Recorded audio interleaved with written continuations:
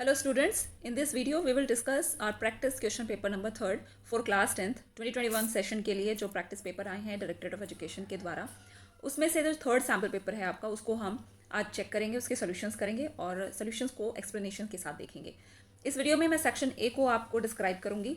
सबसे पहले इंस्ट्रक्शंस हैं और जो पेपर का पैटर्न है कि आपको कैसे क्वेश्चन और कैसा पैटर्न मिल रहा है, इस बार क्या चेंजेस हुए हैं, उसके लिए एक सेपरेट वीडियो होगी, उसको आप चेक कर सकते हो और देखना ज़रूरी है। क्योंकि अगर आप पैटर्न से बिल्कुल फैमिलियर होकर जाएंगे, अपने एग्ज़ाम सेंटर में एग्ज़ाम देने बैठेंगे, तो उस टाइम पे आपको वो हेल्प करेगा, कॉन्फिडेंस भी बूस्ट करेगा कि आपको पता है कि पैटर्न कैसा है, पेपर कैसे आने वाला है। अदरवाइज़ आप क्वेश्चन पेपर का स्ट्रक्चर देखकर भी नर्वस हो जाते हैं कई बार, तो वो भी आप ज़रूर देखिएगा। अभी हम सेक्शन ए को डिस्कस करेंगे इस वीडियो के अंदर। तो अब आप देख पा रहे होंगे, दो स्क्रीन्स होंगी आपके सामने और इसमें फर्स्ट स्क्रीन में हम क्वेश्चंस देखेंगे एंड सेकंड में थोड़े सॉल्यूशंस लिखे गए हैं। आप स्क्रीन देख रहे होंगे तो इसमें आपको एक तरफ क्वेश्चन पेपर नजर आएगा और दूसरी तरफ सॉल्यूशंस लिखे गए हैं।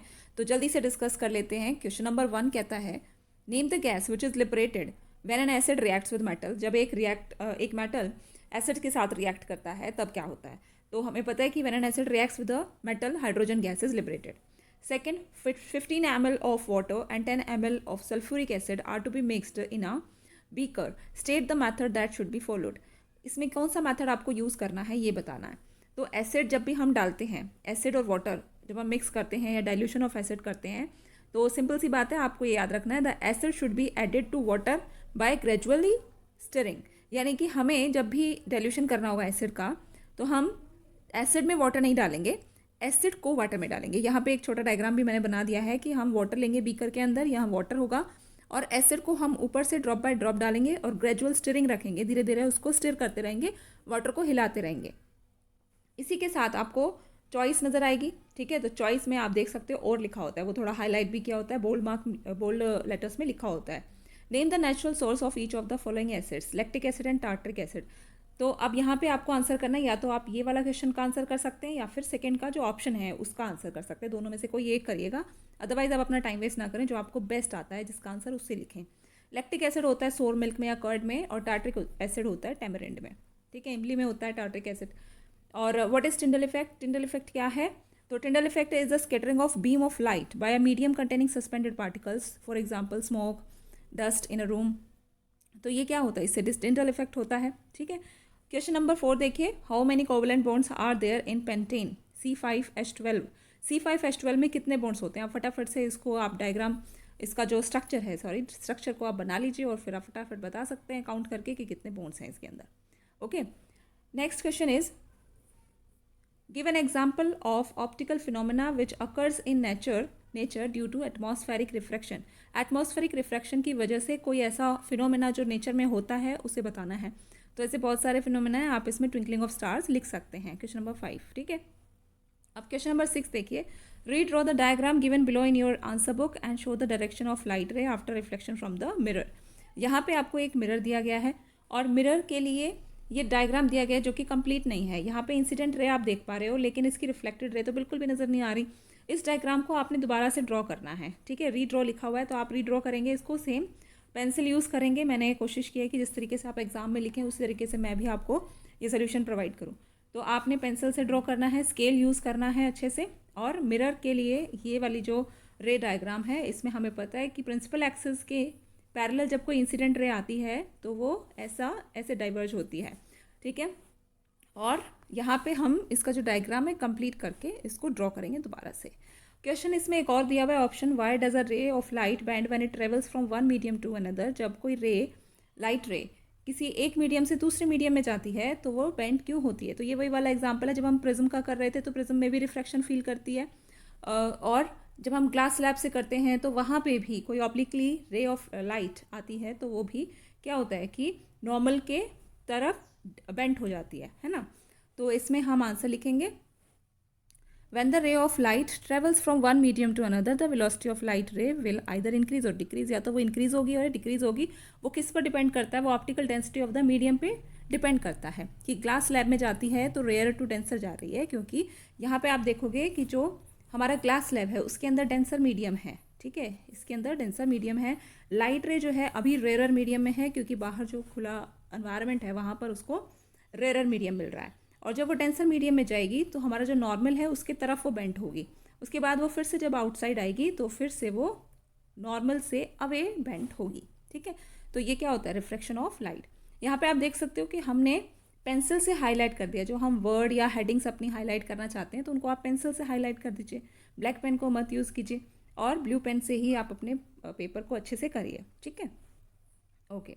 क्वेश्चन नंबर 7 कहता है, for the current carrying solenoid as shown below draw magnetic field lines and giving reason explain that out of the 3 points A B C at which point the field strength is maximum and which point it is minimum. तो यहाँ पे आपको solenoid दिया हुआ है और पूछा गया है कि मैक्सिमम और मिनिमम फील्ड स्ट्रेंथ कहाँ पर होगी। तो इसके लिए आप आंसर में लिख सकते हैं कि पॉइंट ए जो है वहाँ पर मैक्सिमम फील्ड स्ट्रेंथ होगी और पॉइंट बी पर मिनिमम होगी। 8 कहता है, name the physical quantities which are indicated by the direction of thumb and forefinger in the Fleming's right hand rule. तो फ्लेमिंग राइट हैंड रूल आपने अच्छे से प्रिपेयर कर लिया होगा। फ्लेमिंग राइट हैंड रूल पर क्वेश्चन देखो 1 मार्क में, थंब कौन सी डायरेक्शन देता है, तो direction of motion of the conductor, and four finger क्या डायरेक्शन देती है, it gives the direction of magnetic field. Okay, generally इस क्वेश्चन में, ये जो नेक्स्ट क्वेश्चन है इसमें बच्चे छोड़ देते हैं इसको।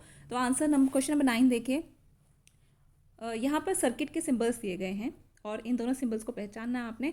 तो ये कौन से वाला सिंबल है, ये वो वही वाला है जिसमें हम वायर क्रॉसिंग तो दिखाते हैं लेकिन विदाउट जॉइंट होती है। और नेक्स्ट जो है वो रियोस्टैट के लिए, यानी कि वेरिएबल रेजिस्टेंस भी इसको कहते हैं, ये रियोस्टैट का सर्किट सिंबल है। ठीक है, हाउ इज द डायरेक्शन और electric current related to the direction of flow of electrons in a wire. बहुत ईजी सा क्वेश्चन है और यहाँ पर आपको चॉइस में दिया गया, या तो आप ये वाला क्वेश्चन करेंगे या फिर ये वाला करेंगे। ठीक है, तो इसमें आप बता सकते हो कि direction of electric current is opposite to the direction of the flow of charge. Okay, question number 10 देखिए, 10th is give one reason why multicellular organism require special organs for exchange of gases between their body and their environment। तो multicellular organism को special organs की ज़रूरत क्यों होती है, तो ऐसा इसलिए होता है क्योंकि यूनिसेलुलर ऑर्गेनिज्म जो होते हैं उनकी एंटायर बॉडी एनवायरनमेंट के कॉन्टैक्ट में होती है। तो उनकी बॉडी में जो सारी प्रोसेस है, एक्सचेंज ऑफ गैसेज है, रेस्पिरेशन है, वो कैसे हो जाता है, डिफ्यूजन की प्रोसेस के थ्रू हो जाता है। लेकिन जो मल्टीसेलुलर ऑर्गेनिजम्स हैं उनकी जो पूरी बॉडी एनवायरनमेंट के कांटेक्ट में नहीं होती, बल्कि कुछ इंटरनल ऑर्गन्स होते हैं, ऑर्गन सिस्टम होते हैं जो प्रॉपर्ली वर्क करते रहते हैं। तो मल्टीसेलुलर ऑर्गेनिज्म में सारे काम जो हैं, सारी एक्टिविटीज़, रेस्पिरेशन या एक्सचेंज ऑफ गैसेज, ये सब डिफ्यूजन के द्वारा नहीं हो पाती सारी एक्टिविटीज़। ठीक है, तो आंसर हम लिख सकते हैं, but in multicellular organism the entire body of the organism is not in the contact of the environment and diffusion will not be sufficient for respiration. ठीक है, next is name the site of exchange of material between the blood and surrounding sales. तो कहाँ से कैसे होता है exchange blood और surrounding sales का, तो वो कैपिलरीज से होता है। Name the component of blood that helps in the formation of blood clot in the event of a cut. जब हमें कट लग जाता है तो वहाँ पे ब्लड क्लॉट की फॉर्मेशन के लिए कौन सा ब्लड कंपोनेंट हमारी हेल्प करता है, तो वो है बच्चों प्लेटलेट्स। नेक्स्ट क्वेश्चन देखिए, question number 12। Question number 12, how much percentage of solar energy is absorbed by the green plants.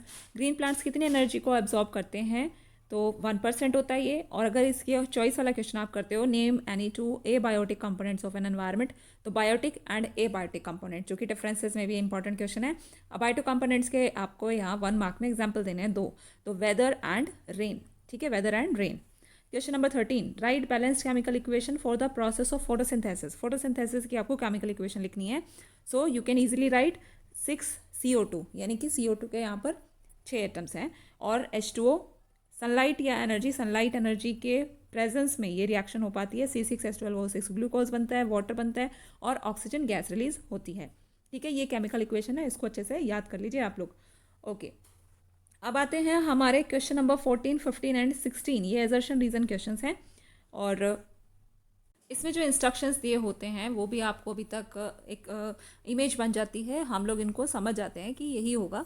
तो ये आप कई बार ये एजर्शन रीजन के क्वेश्चंस को कर भी चुके हैं, वर्कशीट्स के जरिए भी आपकी प्रैक्टिस हुई है। तो 14, 15, 16 नंबर क्वेश्चन जो है वो आपके एजर्शन एंड रीजन क्वेश्चन है। इसके अलावा मैं आपको एक और बात बता दूँ, तो यहाँ पे आपको 14 क्वेश्चन जो है उसमें एक ही पार्ट है, लेकिन 15 क्वेश्चन में 2 पार्ट है, दोनों में से आपको कोई एक करना है एजर्शन रीजन के क्वेश्चन ही हैं वो।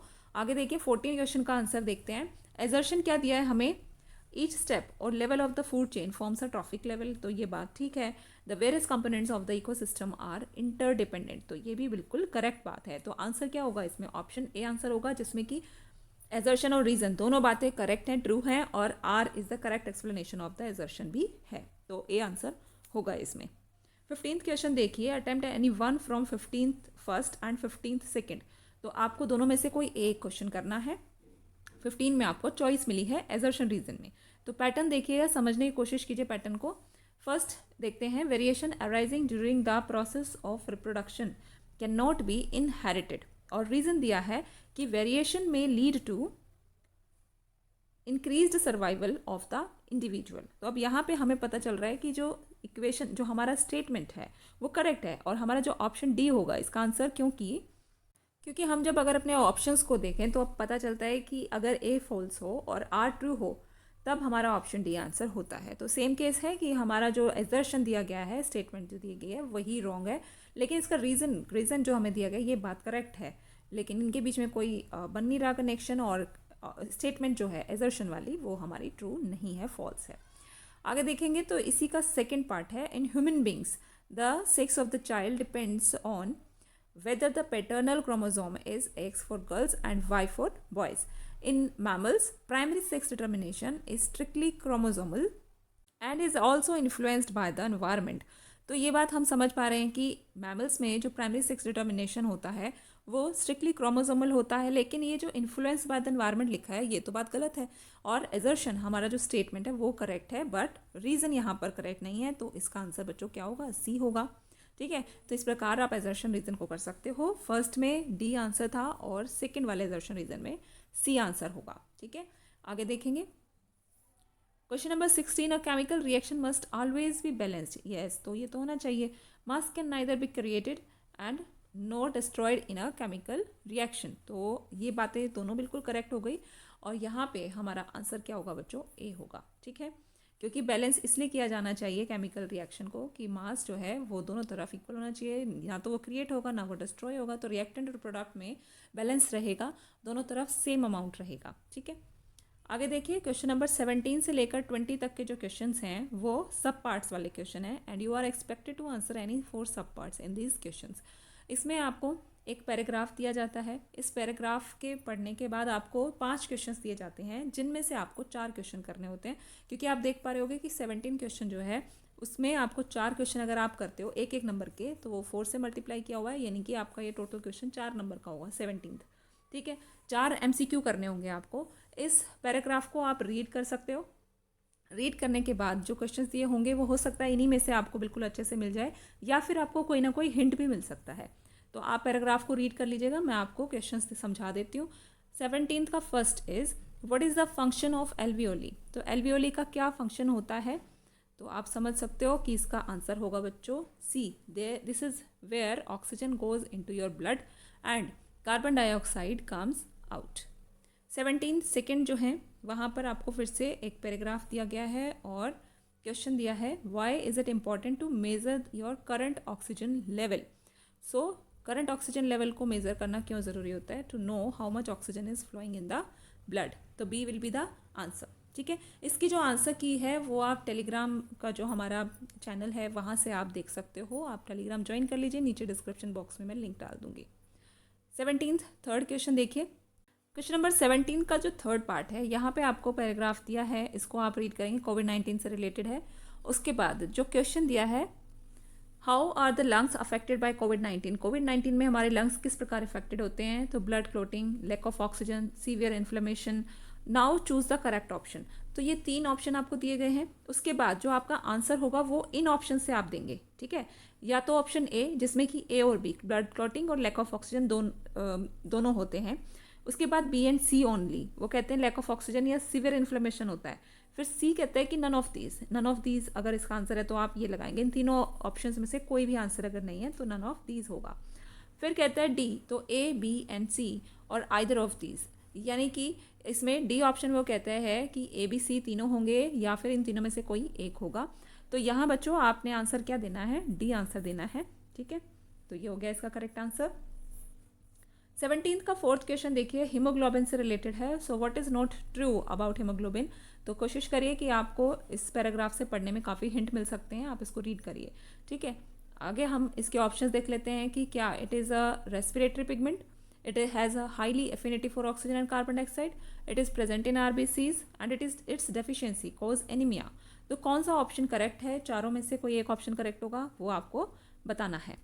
ठीक, तो 17th के 4th का आंसर आप डालेंगे कि it has a high affinity for oxygen and carbon dioxide, क्योंकि हमें क्वेश्चन को ध्यान से पढ़ना है, विच इज़ नॉट ट्रू। यहाँ कहता है कि कौन सी बात हीमोग्लोबिन के बारे में ट्रू नहीं है, तो ये करेक्ट बात है कि भाई it has a high affinity for oxygen and carbon dioxide, ये हीमोग्लोबिन से रिलेटेड नहीं है बात, और हमें क्वेश्चन में भी यही पूछा गया है। ओके, 17th का 5th देखते हैं। यहाँ पे हमें दिया हुआ है हमारे लंग्स का पिक्चर, और इस पिक्चर में ए क्या रिप्रेजेंट करता है, तो ए यहाँ पे बच्चों क्या रिप्रेजेंट करता है, इसमें ऑप्शंस जो दिए गए हैं कि rings of cartilage which ensure that the air passage does not collapse while going into the lungs, तो ये जो है हमारा ए ही आंसर है। ठीक है, इन चारों ऑप्शंस में से हमारा ऑप्शन ए आंसर है, तो आप इसका आंसर इस प्रकार लिखेंगे। ठीक है, उसके बाद क्वेश्चन नंबर 18 देखिए, आपको 4 क्वेश्चंस और सेम आपको 5 में से 4 क्वेश्चंस को करना है। यहाँ पैराग्राफ है, आप इसको रीड करिए।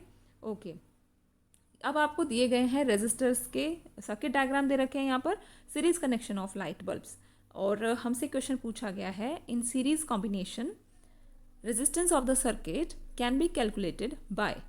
पूछा गया है कि जो टोटल सर्किट का इसका रेजिस्टेंस होगा वो हम कैसे फाइंड आउट करेंगे।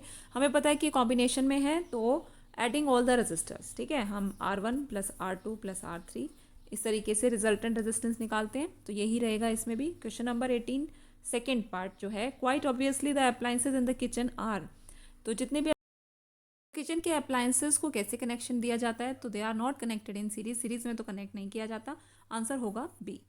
18 का थर्ड पार्ट देखिए, पैराग्राफ दिया है, उसके बाद आपको ये डायग्राम दिया गया है और पूछा गया है कि जो ग्लो ऑफ इंडिकेटर बल्ब है वो क्या इंडिकेट करेगा गिवन सर्किट में, तो it will show the effect of additional resistors upon the overall current. ठीक, क्वेश्चन नंबर 18 फोर्थ पार्ट देखिए इसका, for parallel circuit as the number of resistors increases the overall current will remain same, या increase या decrease या sometime decrease and increase, तो option will be C answer होगा इसका, the decreases. ठीक है, इट डिक्रीजेज, तो ओवरऑल करंट भी क्या होगा, साथ साथ डिक्रीज होने लगेगा। फिफ्थ पार्ट देखिए, an electric circuit is diagrammed below, indicate which two devices are connected in series and which two devices are connected in parallel. कौन सी दो डिवाइसेज, अब इसमें डिवाइसेज आप देख पा रहे हो कि कौन कौन सी है, मीटर है, बल्ब है, रजिस्टर है और स्पीकर है, ये सब इसमें आपको बताना है कौन सी दो डिवाइसेस जो हैं वो सीरीज में कनेक्टेड है और कौन सी दो डिवाइसेस पैरेलल कनेक्टेड हैं। ऑप्शंस आपको दिए गए हैं, bulb and resistor, ammeter and speaker. Options को ध्यान से समझिए, पहले क्वेश्चन पूछा गया था कि कौन सी दो डिवाइसेस सीरीज में कनेक्टेड हैं, तो पहले दो जो आपको दी जाएंगी डिवाइसेस के नेम्स, वो दोनों कौन सी इसमें कनेक्टेड होंगी बच्चों, सीरीज में कनेक्टेड होंगी। उसके बाद की जो दो डिवाइसेस होंगी वो दोनों पैरेलल में कनेक्टेड वाले डिवाइसेस के नाम दिए गए होंगे इस सर्किट को देखकर। ओके, तो आप ऑप्शंस को देखिए, ऑप्शंस में हमें दिया गया है बल्ब एंड रजिस्टर, ये दोनों सीरीज में है, और एमीटर एंड स्पीकर। तो अब ये जो ऑप्शंस हैं आप अपने हिसाब से ही सर्किट से अपना ऑप्शन बनाइए, और अगर किसी क्वेश्चन में अटक जाते हैं तो आप एलिमिनेशन वाली टेक्निक को यूज़ कर सकते हो। वो कौन सी टेक्निक है, उसमें हम क्या देखते हैं कि जो सबसे पहले आंसर गलत हो सकता है, यानी कि जो सा ऑप्शन आपको बिल्कुल भी नहीं लग रहा पहले उसको कट कर दीजिए। ऐसे करते करते आप जो आपका करेक्ट आंसर है वहाँ तक पहुँच भी सकते हैं। इस क्वेश्चन में हम सिंपली अपने डायग्राम से पता करेंगे कि कौन सी दो डिवाइसेस सीरीज में कनेक्टेड हैं। तो आप देख रहे हो कि एमीटर को हमेशा सीरीज में ही लगाया जाता है और रजिस्टर जो है वो इसके साथ सीरीज में कनेक्टेड है। तो ammeter and resistor are connected in series, और सिंपली जो बल्ब और स्पीकर हैं वो कनेक्टेड हैं पैरेलल में। तो ऑप्शन डी इसका आंसर होगा। 5 क्वेश्चन दिए गए थे, 18th क्वेश्चन में 5 पार्ट्स थे, तो 5 में से आपको 4 प्रश्न करने थे। जो उनसे आपको बेस्ट लगते हैं उन्हीं को आप कर सकते हो अटैम्प्ट। क्वेश्चन नंबर 19 देखिए, इसमें से भी आपको 4 क्वेश्चंस करने हैं, 5 क्वेश्चंस दिए जाएंगे। क्वेश्चन नंबर 1 देखिए, द पीएच स्केल इंडिकेट्स, क्या इंडिकेट करता है pH scale, concentration of hydrogen indicate करता है ना। तो अगर कंसंट्रेशन ऑफ हाइड्रोजन एसिडिक है तो पीएच की वैल्यू अलग होती है, और बेसिक होता है तो पीएच की वैल्यू ज़्यादा हो जाती है। पीएच स्केल को आप समझ सकते हो, तो option C will be the answer. The substance is acidic when its pH lies between the range. अगर एसिडिक होता है तो पीएच स्केल में उसकी रीडिंग क्या होती है, उसकी रीडिंग होती है 0 to 7। ठीक है, तो पीएच स्केल होता है, बीच में 7 होता है। अगर इस तरफ से 0 1 2 3 4 5 6 है तो वह एसिडिक होता है, और 7 से ज़्यादा है तो वह फिर बेसिक नेचर का होता है। ठीक है, क्वेश्चन नंबर 19 का थर्ड पार्ट देखिए, what is the pH of rain water. Rain water का पीएच क्या होता है? तो रेन वाटर का पीएच अप्रॉक्सीमेटली 5.2 लिया जाता है, ठीक है। Option A will be the answer. PH of hard water can be, hard water की जो पीएच होती है वो जनरली 8.5 लेनी है, तो C will be the answer here. यहाँ पे आपका सी आंसर होगा करेक्ट। फिफ्थ पार्ट देखिए, pH of common liquids, liquids की हमें यहाँ पर पीएच दे रखी है और पूछा गया है विच इज़ मोस्ट एसिडिक। तो आप देख सकते हो कि जिसका सबसे कम वैल्यू होगी वो ही सबसे ज़्यादा एसिडिक होगा। तो सबसे कम है 3.0 विनेगर, तो vinegar is most acidic. Option A will be the answer, ठीक है। तो आप देख रहे हो कि ये वाले जो क्वेश्चन हैं सोर्स बेस्ड वाले, इनमें आप एक एक टॉपिक से आप 4 प्रश्न मिल रहे हैं आपको, तो पूरा टॉपिक भी आपको इसमें कवर हो रहा है। क्वेश्चन नंबर 20 में देखेंगे इसी प्रकार, what is the phenomena known as. Okay, यहाँ पे हमें दी गई है एक पैराग्राफ और इसी से डायरेक्ट क्वेश्चन पूछा है कि when a ray of light falls on any object, किसी पॉलिश स्मूथ या शाइनी ऑब्जेक्ट पर जब लाइट रे गिरती है और बाउंस बैक होती है और फिर हमारी आंखों तक पहुँचती है, ये पूरा फिनोमेना क्या है? ये है reflection of light. Option A answer है। Image formation by a plane mirror, अब आपको एक डायग्राम दिया गया है image formation by a plane mirror, और उसके बाद क्वेश्चन है विच इज़ नॉट ट्रू, इनमें से आपको बतानी है कौन सी बात करेक्ट नहीं है। तो प्लेन मिरर से इमेजेस ऑलवेज रियल और वर्चुअल बनती हैं क्या? तो ये बात ही गलत है, तो ऑप्शन ए इसमें आंसर होगा बच्चों। फर्स्ट सेंटेंस ही, फर्स्ट स्टेटमेंट जो है वो ट्रू नहीं होती है, ठीक है। आगे बढ़ेंगे तो क्वेश्चन नंबर 20 देखिए, एक डायग्राम दिया गया है और पूछा गया है कि एंगल ऑफ इंसिडेंस क्या होगा इस केस में। तो बच्चों आप देख सकते हो कि जो हम नॉर्मल डालते हैं वो बिल्कुल परपेंडिकुलर होता है सरफेस पर, तो ये पूरा एंगल जो है वो 90 डिग्री का है। अब 90 डिग्री के एंगल में से आपको ये आधा एंगल जो दे रखा है वो 42 डिग्री का दे रखा है और एंगल ऑफ इंसिडेंस ये वाला होता है, इसे हमें फाइंड आउट करना है। तो 90 डिग्री के इस पूरे एंगल में से अगर मैं ये 42 डिग्री का एंगल माइनस कर दूं तो मेरे पास ऑब्वियसली जो एंगल बचेगा वो मेरा एंगल ऑफ इंसिडेंस ही होगा, ठीक है। तो इस 90 डिग्री के एंगल के यहाँ पे दो पार्ट्स हो गए हैं, एक ये वाला एंगल है और ये वाला एंगल है। ये मेरा एंगल ऑफ इंसिडेंस है जिसे मुझे फाइंड आउट करना है और इसकी वैल्यू दे रखी है 42 डिग्री।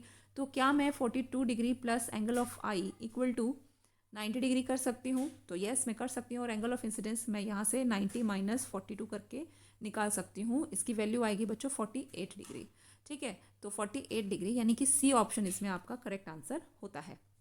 आगे देखिए फोर्थ पार्ट जो है इसका, एक person above the water sees. इस डायग्राम में आप देख पा रहे होगे कि एक पर्सन है जो यहाँ स्टैंडिंग है और वो वाटर में जब देखता है तो उसको फिश की जो रियल पोजीशन है और जो एपरेंट पोजीशन है वो क्लोज नज़र आ रही हैं। तो इसमें ऑप्शन बी आंसर होगा। Apparent position of the fish is closer to the surface than the real position of the fish. तो एपरेंट पोजीशन उसको पास नज़र आ रही है और जो रियल पोजीशन है वो थोड़ा दूर नज़र आ रही है। चलिए 20 का फिफ्थ पार्ट जो है वो आपको एक डायग्राम दिया गया है और टाइप्स ऑफ रिफ्लेक्शन यहाँ लिखे गए हैं that are shown in this picture. Which type of reflection does not form an image, कौन सा type of reflection image form नहीं करता? तो अगर हम रेगुलर रिफ्लेक्शन की बात करें तो उसमें हम सिंपली यूज़ करते हैं कि कोई सरफेस है जो कि पॉलिश सरफेस है, उससे लाइट रिफ्लेक्ट होकर हमारी आइज तक पहुँचती है, ठीक है। और रेगुलर रिफ्लेक्शन के लिए जो भी शाइनी सरफेसेस होते हैं, वाटर सरफेस हो गया या पॉलिश्ड सरफेस हो गया, तो वहाँ से हम रेगुलर रिफ्लेक्शन महसूस करते हैं। और जो डिफ्यूज रिफ्लेक्शन होता है उस केस में क्या होता है कि कोई जो सरफेस है जैसे कि कोई वुड है या वॉल होती हैं, उन सरफेस से जब लाइट गिरती है वहाँ पर इंसिडेंट होती है, तो वो क्या होता है कि डिफरेंट डायरेक्शन में वो रिफ्लेक्ट होती है, ठीक है। तो इसे हम डिफ्यूज रिफ्लेक्शन कहते हैं और इस केस में इमेज नहीं फॉर्म होती है। जनरली हमें जो चीज़ें नज़र आती हैं हमारे आसपास वो डिफ्यूज रिफ्लेक्शन की वजह से नज़र आती हैं। तो option B will be the answer. तो ये थी आपका सेक्शन ए। सेक्शन बी को नेक्स्ट वीडियो में देखते हैं।